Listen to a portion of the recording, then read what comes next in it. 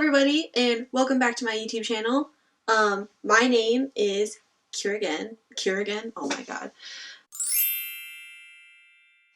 My name is Kira, and today was supposed to be my January wrap-up, but I only read one book in January, so kind of has turned into January wrap-up slash review of Save the Cat Writes a Novel, because it's the only book that I read. So, here we go. For my January wrap-up, the only book that I read that last month, because it is now February, was Save the Cat Writes the Novel. Writes a novel, not the novel. And this was my main goal for reading last month, just because my plan was to use this to help me restructure my outline for my Project Dragon, and then also my outline for Project Dragon 2, because I have only written I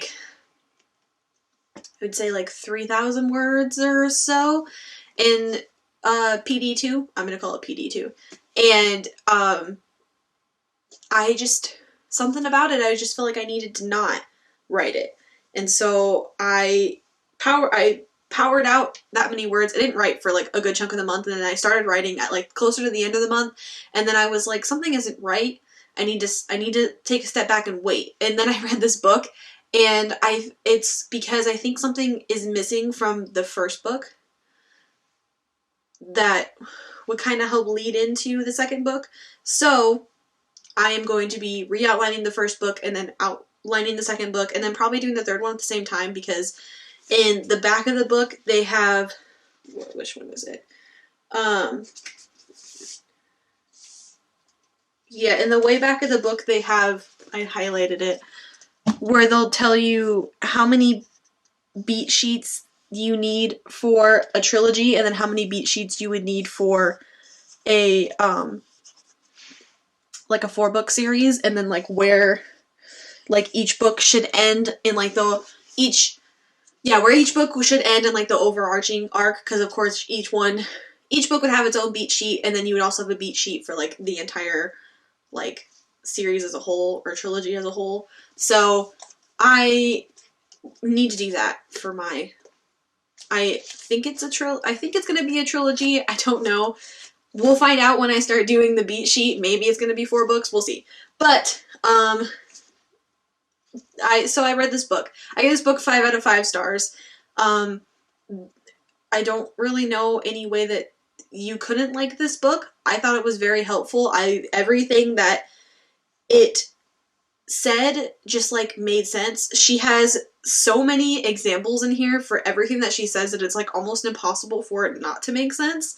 And I also love it because if you haven't read Save the Cat, it starts off with a beginning part where it kind of talks to you about your hero and building your character, and then it moves into the 15 beats, and it gives you kind of a percentage mark where it goes in the story, and then an idea of what should be happening, and then it also will take parts of other stories where this beat is happening and give you examples of from books that you either have heard of or that you've read, possibly. There's a lot of more classics in here. She does Grapes of Wrath and To Kill a Mockingbird. There's what's the other? Huckleberry Finn, that's mentioned, and then she also talks about The Hunger Games and Harry Potter, and she brings up Divergent, and then so there's older books, and then there's more books that you would know nowadays, depending on how old you are, or just what your reading preference is. I actually went through later on, because it starts off with the 15 beats, and then she explains everything with that, and then after you get to the 15 beats, she talks about the 10 universal genres that there are, and they're kind of really broad, and other things can kind of be grouped into them. And then then after that, each chapter is about a genre. There's the Why Done It, which is mainly mysteries. And then at the very beginning of the chapter, there is, I don't know if it's going to focus, there is a warning for spoilers to like so many books. So this one says, warning, this chapter contains spoilers for the following books: Memory Man, In the Woods, Then There Were None, and Girl on the Train. And so there's like, it like warns you, because then after it goes through that genre, it'll put at the end, she does a list of popular novels for that genre, which then I went through and kind of like starred what ones that I have read, so then it would be easier for me to like reference from those books how it fits into this than like other books. And then after she does that, she goes through, so here's the help, then she takes you through like the total number of pages, explains kind of like what the book's about, and then takes you through each beat and where it happens in the book. So like there's the opening image, which for the help happens in pages 1 to 2, and then it kind of explains what happens. And then so at the end of each genre, there's like a whole like explanation of that, which then goes through all 15 beats, which is really interesting. Some of them I kind of skipped because they were books that I wanted to read or had been considered reading and didn't want to spoil them. And then it gives you like a cat's eye view, which is like a quick reference if you don't want to read like all of it, or if you're just trying to reference back quick and it's easier to find it in here than in the rest. And then it would, then it does, yeah, and then it just goes into like the next chapter. So I went through, as you can see, this blue sticky note doesn't need to be in here anymore. I annotated it, but like I needed to be able to like remember where everything is. I used like a bunch of different colors, sticky notes and tabs and stuff, and like I wrote on a lot of them. Like all these pink ones that you can see right like in here, those are all of the beats and where they're like talked about. And then on the sticky note, I kind of like summarize like the main things that like would happen in that beat. She talks about certain beats are multi-scene and other beats are single scene. And so then she also tells you what each one is, like whether you would need multiple scenes or one scene, or you could cover it in like one chapter, which is really cool because then you don't have to, it's easier for you to not have to worry about like one being too short than when it needs to be longer, and like one being longer when it needs to be short. Like it kind of helps you like figure that out. And then talks about there's each so I just have it marked for like each act, and then it starts with like the beat. So then I have like act 1, and then like act 2 starts over here, and then act 3 starts here. And I just went through and I highlighted things that I thought pretty much like my system was like whatever I highlighted that I thought was important, I kind of summarized on the sticky note. So then I could kind of just go through and like read the sticky note to get like a brief like idea of like what each genre was, so that I can kind of figure out like what my novel would fall into, so I don't have to like reread everything. That some of them definitely were harder to fit on one sticky note. Some of them were really easy to fit on one sticky note. And then in the very back of the book, she has a chapter called Pitch It to Me, which has a quote by Albert Einstein, which says, "If you can't explain it simply, you don't understand it well enough," which I love that. I have never heard that quote before, but I love it. And so I like put brackets around it and stuff. So then she talks about why having a pitch is important for your book, and like why it's important for you to understand what your book is about and have a good like summary of it, so you're not like giving too much away when people are like, "Oh, you're selling this book, what's it about?" You can be like quick, like one-liner to explain it but still make it seem interesting.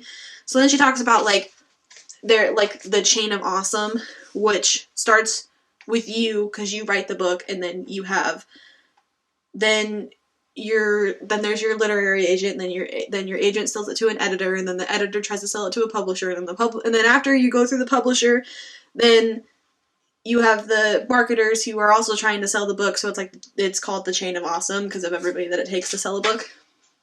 And then she talks about logline, which is like a one brief like sentence summary of your book, and then she gives you like a little like template of how to do a log line. So, and it's also, she said that if your log line is too vague, then either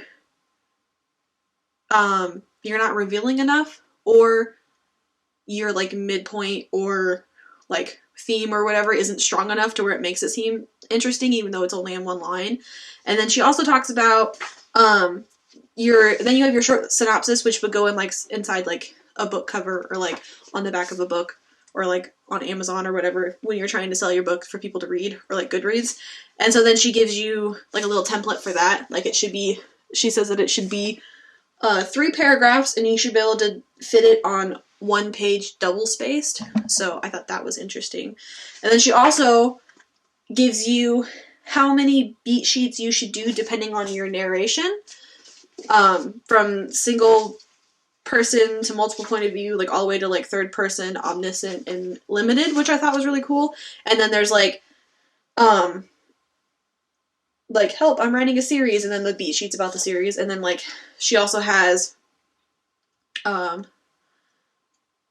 like words of wisdom for like help, I'm stuck. It's kind of like the question answer chapter of like what she most often people would ask when she would teach like her workshop on Save the Cat and everything, because she read the Blake Schneider, the screenplay of Save the Cat.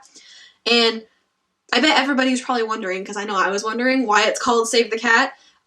It's because in the screenplay one, or she says it in this one too, the reason why it's called Save the Cat is because if you have like an unlikable narrator, you need to give them like one trait that kind of redeems them, because no one wants to read about someone that they don't like. And so they say that one of the things you should do is literally have them save a cat. And like that's one of like the things, because like if they save a cat, then like obviously they have to be kind of a good person, because they were willing to save a cat. That's why it's called Save the Cat, which I thought was funny. But yeah, overall, I really liked the book. Like I said, I don't ever read nonfiction too, so I don't really know how to review nonfiction. Like, there weren't any grammatical errors, I can't talk, or spelling errors in the book, which is good, I guess. Yeah, I think it's going to be really helpful in the future for like my writing and everything. I think that as a person who is trying to write, or is writing and is stuck, doesn't know what to do, or thinks their story is shit or something, maybe you should pick up this book and read it. Maybe it'll help you get unstuck, or help you realize that maybe you're missing something, like your hero's not flawed enough, or you're missing a beat, or you have a bad midpoint that's not high enough stakes. But yeah, overall, I think it's a good book. I recommend picking it up if you are a writer, or even if you're just interested in stuff like this, then pick it up. I don't see why it would be a bad idea. It definitely is very well crafted, and I give her mad props for going through all this work to do this, because I wouldn't have the patience to do this, and I probably wouldn't have been able to make it comprehensible. So yeah, that's the end of this video. Thank you so much for watching. If you like videos like these, go ahead and give this video a thumbs up, and I can link my playlist of all my wrap-ups somewhere here on the screen. And if you want to see more of my face, go ahead and subscribe and hit the bell notification, because I post videos every Wednesday and Sunday. And yeah, I will see you soon.